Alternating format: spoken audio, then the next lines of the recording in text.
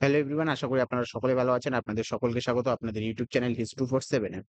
একটা জিনিস অনেকদিন ধরে আমি বলবো ভাবছি এবং সেটাকে লক্ষ্য করে যাচ্ছি, তো সেই জিনিসটা বলা হচ্ছে না। সেই জিনিসটার বিষয়টা হলো এটাই যে, বেশ কিছুদিন ধরে দেখছি যে আমরা যে আমাদের বাংলার যে বড় টিভি মিডিয়া গুলো রয়েছে সেগুলো থেকে কিন্তু ধীরে, ধীরে আরজি করের ঘটনাগুলো কিন্তু হারিয়ে যাচ্ছে। কোথায় হারিয়ে যাচ্ছে, কি হারিয়ে যাচ্ছে সেই বিষয়টা নিয়ে আজকে আলোচনা করব যে কেন হারিয়ে যাচ্ছে? এর জন্য বিজেপির কত বড় ভুল রয়েছে যেটা আমরা বেশ কিছুদিন ধরে কিন্তু আমরা লক্ষ্য করে আসছি। তো সেই বিষয়টা নিয়ে আলোচনা করার তো শুরু করা যাক আজকে বিষয়টা নিয়ে। বিষয়টা এখানে গিয়ে দাঁড়াইছে যে বিষয়টা হচ্ছে আমরা মাঝখানে দেখলাম একটা ঘটনা ঘটেছে, সেটা বাংলাদেশে ঘটেছে। সেই বাংলাদেশের ঘটনা নিয়ে আমাদের পুরা বাংলা টিভি মিডিয়া যেটা রয়েছে তোলপাড় ছিল। তো সেটা যখন ১-২ দিন চলার পরে হঠাৎ একটু আরজি করের ঘটনাটা চলে আসে এবং মিডিয়া কিন্তু ওই জায়গা থেকে শিফট করে নিজেকে একবার আরজি করের জায়গাতে নিয়ে চলে আসে। জানার কথা হবেই। তো টিভি মিডিয়া মানে টিআরপি যেখানে দেখেছে সেখানে লাফাইছে। এবার বেশ কতদিন ৪-৫ দিন কিন্তু প্রচুর পরিমাণে আরজি কর নিয়ে কিন্তু লাফালাফি হলো। এবার যখন আরজি কর নিয়ে লাফালাফি কমপ্লিট হয়ে যাওয়ার দিকে, সেই সময় এখন দেখা যাচ্ছে যে আরজি কর নিয়ে কোনো কথাই হচ্ছে না। এখন কথা হচ্ছে তৃণমূল ভার্সাস বিজেপিকে নিয়ে। এর জায়গায় একটা প্রশ্ন উঠে দাঁড়িয়েছে, সেটা হচ্ছে যে আদৌ কি আরজি করে যারা আন্দোলন করছে তারা কি আদৌ ন্যায় বিচার পাবে? আর এখানে বিজেপির কত বড় একটা ভুলের কারণে তৃণমূল একদম ফ্রন্ট ফুটে চলে আসে। যেই সরকার একসময় ব্যাক ফুটে ছিল, সেই সরকার এখন ফ্রন্ট ফুটে এসে খেলছে। কিভাবে এসে খেলছে চলুন দেখা যাক। ব্যাপারটা হচ্ছে আমি প্রায় যতগুলো টিভি মিডিয়া রয়েছে সবগুলো টিভি মিডিয়ার লাস্ট ৩ দিনের আমরা ভিডিও লক্ষ্য করলাম। তো ৩ দিনের ভিডিও লক্ষ্য করার পরে যেটা আমরা দেখতে পাচ্ছি সেটা হচ্ছে এখন দেখা যাচ্ছে যে সেটাকে পুরো একটা তৃণমূল ভার্সাস বিজেপি। তৃণমূল একদিকে আন্দোলন করছে, বিজেপি আরেকদিকে আন্দোলন করছে। সুতরাং সেটা তৃণমূল ভার্সাস বিজেপি করে দেওয়া হয়েছে। তার মাঝখান থেকে ঢুকে গিয়েছে যারা মানে সেলিব্রিটি রয়েছে, তারা সেলিব্রিটিরা ঢুকে গিয়েছে এবং সাথে ঢুকে গিয়েছে বিজেপি এবং তৃণমূলের সমর্থকরা। তো সেই জায়গা থেকে দাঁড়িয়ে যে বিজেপি একটা কত বড় ভুল করেছে। কারণ কি এই যে আরজি করার যে ইস্যুটা ছিল এটা একটা ছিল সামাজিক আন্দোলন। যেখানে মানে সমাজের মধ্যে ছোট্ট থেকে শুরু করে একদম বিশাল বড় যারা রয়েছে অর্থাৎ বয়স্ক রয়েছে, একবারে মানে বাল্য অবস্থা থেকে বয়স্ক যারা রয়েছে সবাই কিন্তু এই আন্দোলনে অংশগ্রহণ করেছে। অবশ্যই ভালো কথা। এটা অংশগ্রহণ করাই উচিত। একটা সামাজিক মাধ্যমে একটা যে এরকম একটা ব্যভিচার, একটা নৃশংস হত্যা হয়েছে সেই বিষয়ে তো আন্দোলন করতে হবে।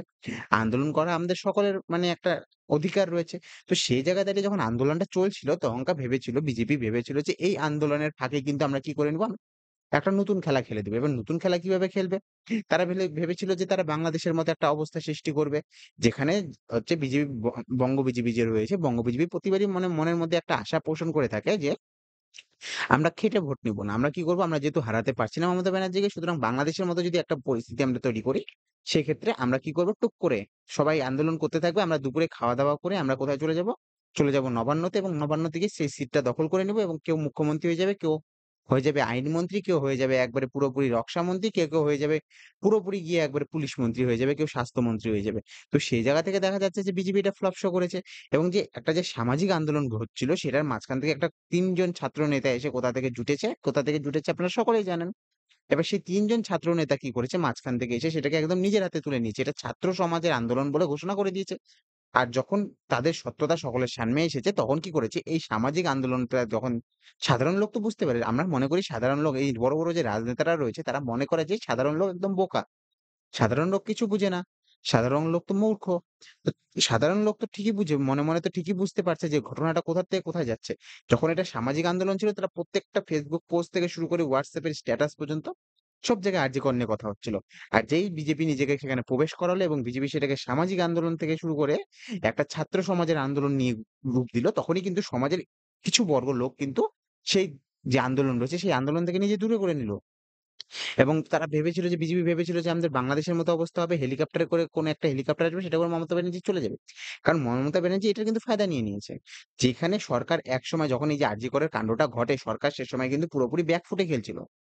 সরকার একবার ডিফেন্সিভ মোডে ছিল। কারণ এটা হচ্ছে যেহেতু ল অ্যান্ড অর্ডার এর মামলা রয়েছে সেই ল অ্যান্ড অর্ডার মানে ঠিক করতে শাসক দল ব্যর্থ হয়েছে। অবশ্যই ব্যর্থ হয়েছে। তারা এখন হচ্ছে একটা আর হচ্ছে এত বড় মেডিকেল কলেজ তার ভিতরে যদি কেউ প্রবেশ করে এরকম অকৃত্য কাজ করে ফেলে, তো সে জায়গাটাতে তো আমাদের একটা সমাজের শাসক দল যারা রয়েছে যারা এখন মানে শাসনে রয়েছে তারা কিন্তু এর দায় নিতে হবে।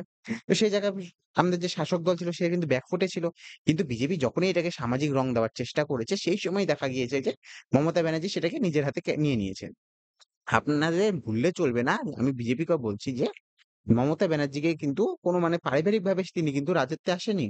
তিনি পারিবারিকভাবে না এসে তিনি কি করেছেন? তিনি একসময় লড়াই করেছেন। ১৯৯৮ সালে দল গঠন করে একটা মহিলা নিজের মানে একদম পিক বয়সে, যেই বয়সে মানে মেয়ে মানুষরা বিয়ে করে, বাচ্চা-টাচ্চা হয়ে থাকে মেয়ে মানুষের, সেই জায়গা থেকে দাঁড়িয়ে তিনি সেইসব দিকে না গিয়ে তিনি সংসার পালন না করে তিনি কি করেছেন?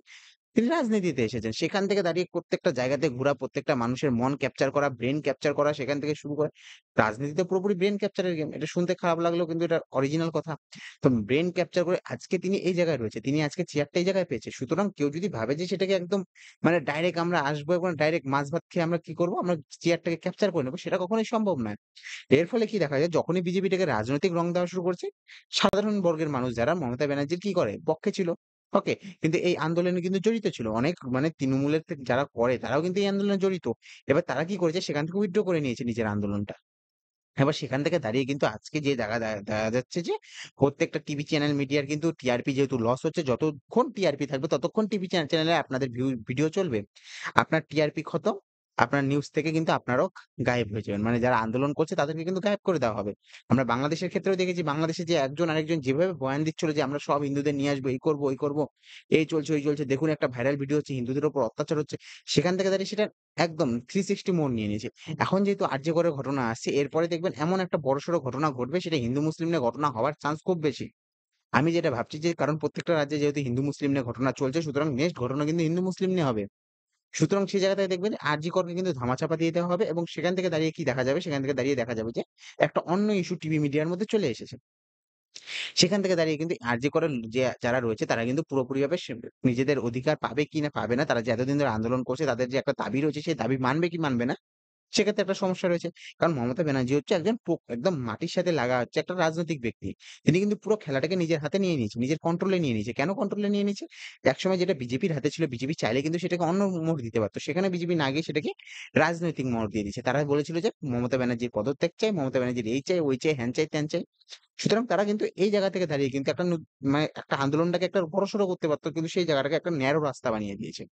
এরপরে যেটা জিনিস দেখা গিয়েছে যে না, মমতা ব্যানার্জি এটার ফায়দা নিয়েছে। মমতা ব্যানার্জি এটা কি করেছে? নিজের হাতে তুলে নিয়েছে। এখন মমতা ব্যানার্জি তো আন্দোলন করবেই। কারণ এই বিজেপি পার্টি যখন একসময় কি করছিল? একসময় চিল্লাহাল্লা করছিল কি নিয়ে? তারা চিল্লাহাল্লা করছিল যে সিবিআই হবে। সিবিআই হচ্ছে ইনভেস্টিগেশন হবে। কলকাতা পুলিশ একদম ব্যর্থ। কলকাতা পুলিশ একদম বেফালতু, ঘাপ্পাবাজ। সুতরাং সিবিআই দিয়ে হবে। এবার সিবিআই নিজের হাতে কেস নিয়েছে ২০ দিনের কাছাকাছি হয়ে গিয়েছে। এবার সিবিআই যেহেতু নিজের হাতে কেস নিয়েছে ২০ দিনের কাছাকাছি এবং সিবিআই কিছু খুঁজে পাচ্ছে না। ২০ দিনে না সিবিআই এর কোনো মিটিং হয়েছে, না কোনো মানে প্রেস কনফারেন্স হয়েছে, কিছু হয়নি। তারা এখন কিছু খুঁজে পাচ্ছে না। এছাড়া মমতা ব্যানার্জি যেভাবে মানে নরেন্দ্র মোদিকে ঘিরে ফেলেছে এই কারণে যে মমতা ব্যানার্জি এখন বলছে যে আমার ধর্ষক বিরোধী আইন লাগবে। মানে ধর্ষণের জন্য যারা রয়েছে, দর্শক যারা রয়েছে তাদেরকে ফাঁসি দিতে হবে। ৭ দিনে হোক, ৫ দিনে হোক, ১০ দিনে হোক, যেকোনো দিনে হোক। আমার কিন্তু ফাঁসি চাই। আর এটা নিয়ে আপনি আইন আনুন। এখন বিজেপির পক্ষে হয়ে যাবে এটা সমস্যা। যদি এরকম কোনো আইন আনে, সবচেয়ে বেশি রেপিস্ট কিন্তু বিজেপি পার্টির মধ্যে রয়েছে। সুতরাং সে জায়গায় দাঁড়িয়ে কিন্তু বিজেপি ফেঁসে যাবে। সুতরাং বিজেপি এই জিনিসটা নিয়ে কিন্তু কখনোই চায় না, কিন্তু তারা কিন্তু কি নিয়ে আসবে? তারা একটা শাসন নিয়ে আসবে। কারণ বিজেপির মনে রয়েছে যে বিজেপি ভেবেছিল যে এই যে আর্যিকর ইস্যুটাকে যদি বড় বানানো যায়, যেমন আমরা ২০১১ সাল নাগাদ কিন্তু আমরা দেখেছিলাম নির্ভয়া কাণ্ড ঘটেছিল। নির্ভয়া কাণ্ড ঘটার পরেই কিন্তু দেখা গিয়েছে যে পুরো মানে কি হয়েছে যে এই ঘটনাটা যে রয়েছে এই ঘটনাটাকে প্রেক্ষা করে ইউপিএ সরকার কিন্তু পড়ে যায়। এনডিএ সরকার আসে ২০১৪ তে। সুতরাং তারা ভেবেছিল যে যে সরকারটা বর্তমানে রয়েছে, যে তৃণমূল কংগ্রেস সরকারটা রয়েছে সেটাকে আমরা ফেলে দিয়ে কি করব? বিজেপি শাসন নিয়ে আসবো। কিন্তু এটা নিতে পুরোপুরি ব্যর্থ। কারণ বিজেপির মধ্যে এখনো পর্যন্ত কোনো বড় নেতা নেই যে মমতা ব্যানার্জিকে টক্কর দিবে। শুভেন্দু অধিকারী নিজে কি বলে সেটা নিজে জানে না। কারণ নিজে কি বলছে, লোক কি বুঝছে সেটা আমার গড়বড় হয়ে যাচ্ছে। আর এতটা উত্তেজিত ভাব শুভেন্দু অধিকারীর মধ্যে যে কখন কি বলে ফেলছে। এই করে ফেলবো, ওই করে দিব, এই দেখিয়ে দিব, ওই দেখিয়ে দিব। এভাবে কোনদিন খেলা যায় না। মমতা ব্যানার্জি এত বড় ঘটনা হয়ে গেছে। মমতা ব্যানার্জি কখন এসে করছে? যখন ওই যে যেটা হচ্ছে তৃণমূলের যে ছাত্রর যে একটা আন্দোলন, মানে আন্দোলন বলব না, সেটা হচ্ছে হয়তো গঠনকাল বা কোনো একটা নিয়ে অনুষ্ঠান চলছিল। সেখানে এসে তিনি সবকিছু পরিষ্কার করেছে। তার আগে কিন্তু তিনি সবকিছু পরিষ্কার করেনি। কিন্তু শুভেন্দু অধিকারী ডেইলি যে একটা করে বয়ান দিয়ে যাচ্ছে, এর ফলে কি হয়েছে? সেই বয়ানের কিন্তু মূল্যটা হারিয়ে যাচ্ছে। যেহেতু তুমি একজন বড় মানে লিডার, সেক্ষেত্রে কিন্তু তুমি প্রতিদিন বয়ান দিতে পারো না। আর এসে ছ্যাঁচড়ামি করে কথা বলতে পারবে না। এর ফলে কি হবে? জনগণ তোমাকে মূল্য দেওয়ার চেষ্টা করবে না। তো সেই জায়গা থেকে দাঁড়িয়ে কিন্তু একটা সমস্যা দেখা যাচ্ছে যে বিজেপি যে জিনিসটাকে রাজনৈতিক রং দেওয়ার চেষ্টা করেছিল, এর ফলে কি হয়েছে? যে সাধারণ জনগণ রয়েছে, সাধারণ যে ডাক্তাররা রয়েছে তারা কিন্তু সেই আন্দোলন থেকে নিজেকে উইথড্র করে নিতে যাচ্ছে। আর কতদিন আর থাকবে, তাই না? একটা নির্দিষ্ট দিন পর্যন্তই তো থাকতে পারবে। তারপরে আর কি? তাদেরকেও তো কাজ করতে হবে। তাদেরকে বিভিন্ন জায়গায় যাইতে হবে। কতদিন তারা বসে থাকবে? সামনে পুজো আসছে। কতদিন যদি বসে থাকে সেক্ষেত্রে কিন্তু সমস্যার সৃষ্টি হবে। এখন যেহেতু শাসক দল নিজেকে এটা নিয়ে নিয়েছে, সুতরাং এখন বেশিরভাগ ডাক্তার কিন্তু শাসক দলের সাথে যুক্ত হয়ে যাবে। কেন যুক্ত হয়ে যাবে? কারণ এখন বর্তমানে সেই যে আন্দোলনটা রয়েছে, এই আন্দোলনটাকে পরিচালিত কারা করছে? তৃণমূল করছে। কারণ বিজেপির হাতে এখন আর খেলা নেই। বিজেপি এখন সাইডলাইন হয়ে গেছে। বিজেপি ওরা আন্দোলন করছে, ওই আন্দোলনে এখন গুরুত্ব কেউ দিবে না। এবার ডাক্তারদের কিন্তু কারণ ফেভারাইট হয়ে যাবে কারা? তৃণমূল হয়ে যাবে। কারণ তৃণমূল তাদের জন্য আন্দোলন করছে। এটাই দেখা যাবে। হয়তো এটা শুনতে ভুল লাগছে কিন্তু ভিতরে প্রত্যেকটা মানুষের একটা নিজস্ব মন আছে। কয়দিন আর ডাক্তাররা বসবে? আর কয়দিনই থাকবে? ধীরে ডাক্তাররা কিন্তু পিছু হাঁটতে শুরু করবে এবং পিছু হাঁটা যখনই শুরু হবে, এই জিনিসটা কিন্তু ধামাচাপা পড়ে যাবে। কিন্তু তৃণমূল যদি এই জিনিসটাকে মানে জাগিয়ে রাখার চেষ্টা করে, সেক্ষেত্রে কিন্তু তাদের প্রচুর পরিমাণে লাভ হবে। সেটা লাভ হবে ২০২৬ এর কাছাকাছি। কারণ এখনো পর্যন্ত কিন্তু ১.৫ বছর আর আছে মাত্র ভোটে। সুতরাং ১.৫ বছরের মধ্যে কিন্তু খেলা শুরু করতে হবে। খেলা না শুরু করলে কিন্তু সমস্যার সৃষ্টি হবে। আমরা লোকসভা ইলেকশনে দেখেছি যে যেগুলো যে শহরাঞ্চল যে রয়েছে সেই শহরাঞ্চলগুলোতে কিন্তু তৃণমূলের ভোট কমেছে। সুতরাং ভোট যদি বৃদ্ধি করতে হয় সেক্ষেত্রে তৃণমূলকে কিন্তু প্রচুর পরিমাণে খাটাখাটনি করতে হবে। সুতরাং ভবিষ্যতে কি লক্ষ্য করা যাবে সেটা নিয়ে আমরা প্রচন্ড দেখে থাকবো এবং ভবিষ্যতে বিজেপি কি করছে? বিজেপি কি চলবে? কারণ শুভেন্দু অধিকারীকে নিয়ে কি তারা বিধানসভা ইলেকশন লড়বে নাকি? নাকি তারা দলের মধ্যে কিছু চেঞ্জ চাবে? কারণ কাশ্মীরের মতো জায়গাতে আমরা দেখেছি যারা বাইরে থেকে এসেছে তাদেরকে কিন্তু যখন টিকিট দিয়েছে পার্টি সেক্ষেত্রে দেখা গেছে যে তাদের মধ্যে কিন্তু একটা কলহ সৃষ্টি হয়েছে। তো ২০২৬ এ যখন ইলেকশন আসবে সে সময় কাকে টিকিট দেওয়া হবে, কাকে টিকিট দেওয়া হবে না সেই জিনিস নিয়ে কিন্তু একটা প্রচুর পরিমাণে কিন্তু একটা মানে কলহ সৃষ্টি হবে সেটা আমরা দেখতে পারবো বিজেপি দলের মধ্যে। তো আজকে এতটুকুই রাখবো। আমরা এই বিষয় নিয়ে অন্য কোনদিন আর কথা বলতে থাকবো। কিন্তু আমি যেটা চাচ্ছি সেটা হচ্ছে যে ডাক্তারদের এই আন্দোলনটা যে রয়েছে তারা যে এতদিন কষ্ট করেছে সেটার জন্য তাদের ফল পাওয়া উচিত। তাদের যে ন্যায় যারা চেয়েছে, যে দাবিটা তারা মেনেছে সেই দাবিটা মানে প্রত্যেকটা রাজনৈতিক পার্টির কিন্তু মানা উচিত। কিন্তু রাজনীতিতে বুঝতেই পারছেন যে রাজনীতি কি জিনিস। রাজনীতিতে কখন কি মোড় এসে যায়, কখন কি রং বদলায়, কখন কি আবহাওয়া চলে সেক্ষেত্রে কিন্তু আমরা ভালো করে বলতে পারব না।